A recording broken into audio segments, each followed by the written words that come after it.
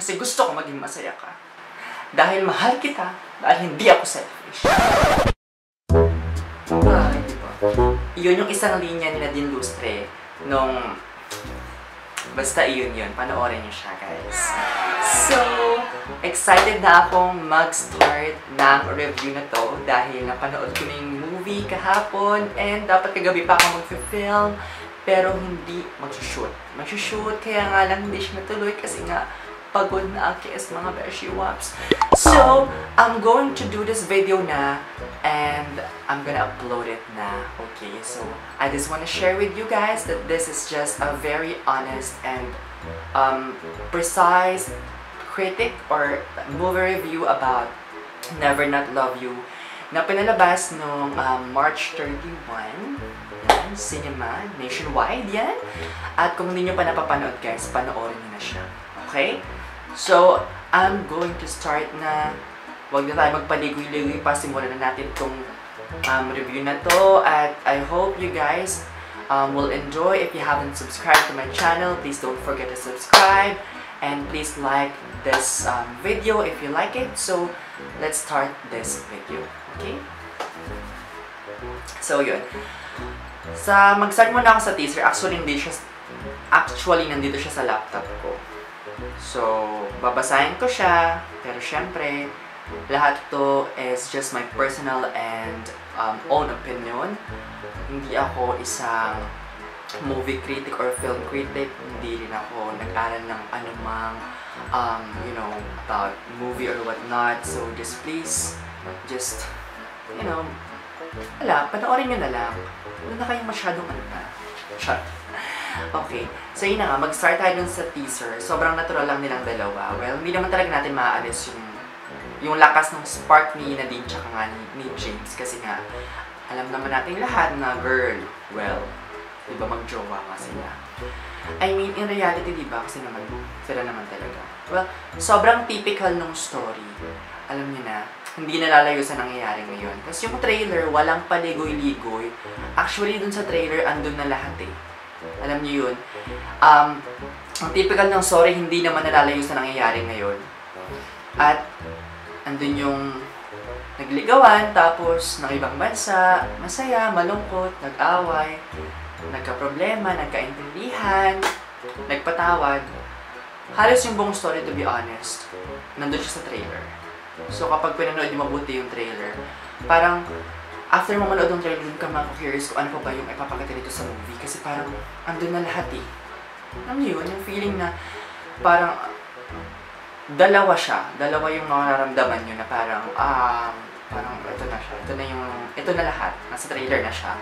Or, either ma-curious naman kayo na, ano pa ang papakita ng movie na to?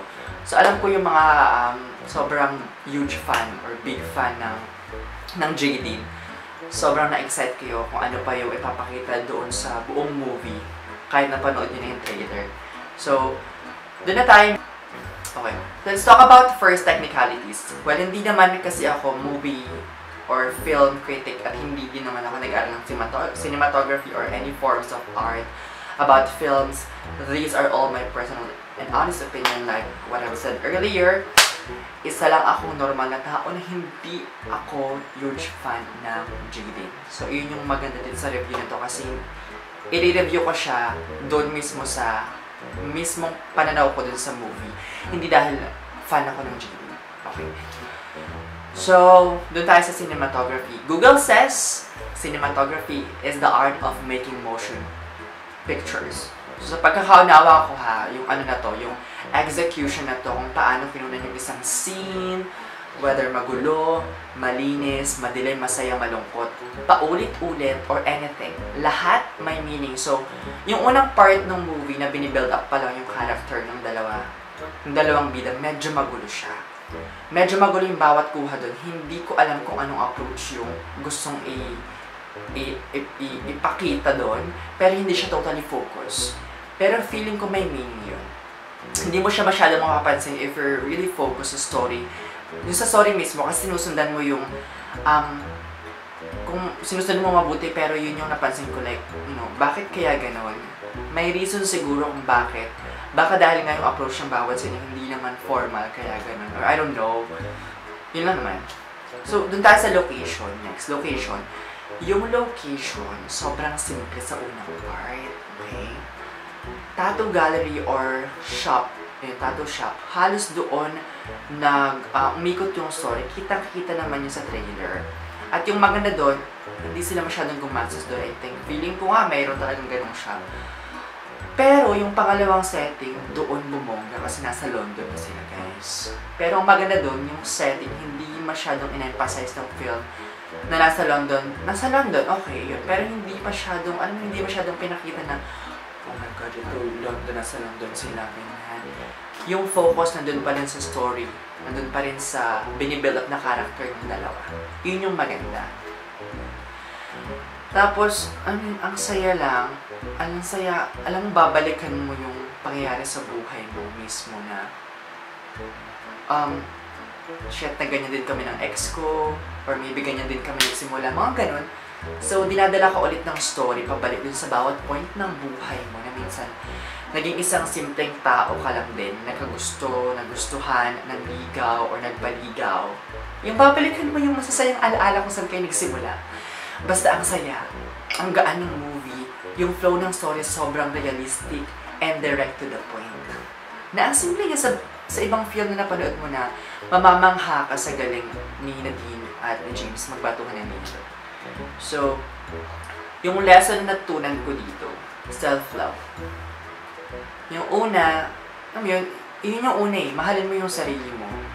Huwag mong gawin mundo yung tao lang. Masaya magmahal pero dapat huwag mong ikulong yung sarili mo sa mundo yung dalawa. Kasi hindi kayo mag-grow as a partner. Hindi kayo magmamature. So, it's about being in love. It's about being in love but letting your partner create his own world and building his own goal habang minamahal yung isa't isa. Nag-gets niyo ba yung hinahayaan niyo siya na magkaroon ng sariling mundo pero andyan lang siya sa puso mo kasi mahal niyo yung isa't isa. Yung may tiwala ka sa kanya. Nag-gets niyo na kahit ang labo na, kahit ang lamig-lamig na, kahit parang wala na. Diba? Kapag binalik niyo kung saan kayo nagsimula, binalikan niyo kung saan kayo nagsimula, babalik yung init at kayo mismo yung makaka-realize na kaya naman talaga natin to eh. Yun, kailangan lang merong mag-usap, merong mag-reach out. So para sa mga single dyan, at sa mga ex nyo, alam ko at some point doon sa movie, kung hindi nyo pa napapanood, kung napanood nyo na, sasabihin mo mismo sa sarili mo na sana pinaglaban mo. Ganun sana tayo ngayon. Sana binigyan mo ako ng chance noon. Sana binigyan mo ako ng chance na buuin yung sarili ko. Habang minamahal kita. Sana hinayaan mo ako. Sana masaya tayo ngayon. Well, ganun talaga siguro na mag-move ka na, girl.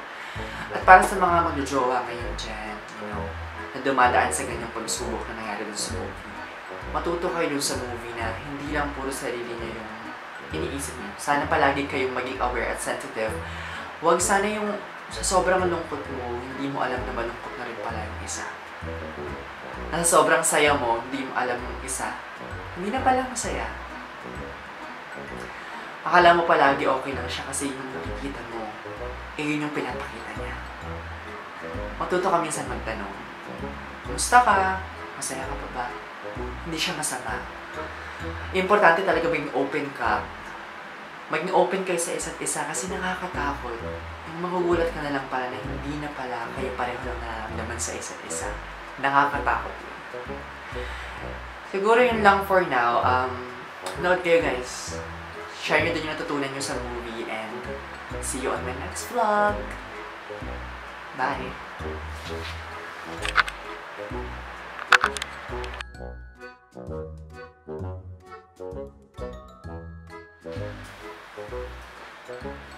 Pero anong ginawa ko? Nilet go ko kasi gusto